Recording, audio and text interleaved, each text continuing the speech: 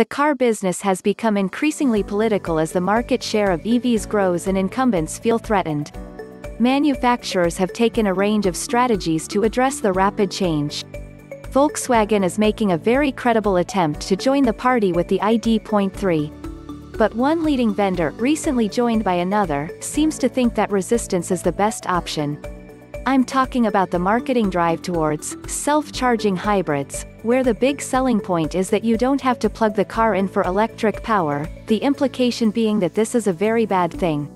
The subtext is that these vehicles somehow magically create electricity from thin air. At first, you think it was unlikely that anyone could believe that a car would charge itself without using energy from somewhere else. That would break the laws of physics. However, a few days ago a conversation with a London taxi driver made me realize that for some people, this campaign is working. I'd just finished charging the Peugeot E2008 loan car I was driving at the time outside my local leisure center, and the taxi driver was connecting his LEVC TX plug-in hybrid, PHEV, taxi.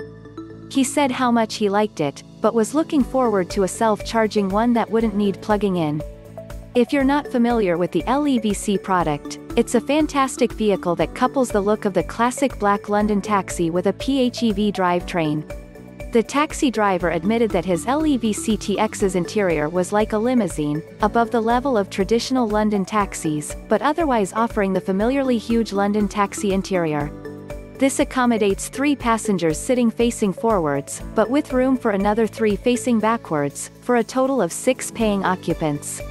The cleverest bit about the LEVC TX, however, is that it goes beyond most PHEVs by including a sizable 31 kWh battery and 148 horsepower electric motor alongside its fossil fuel engine.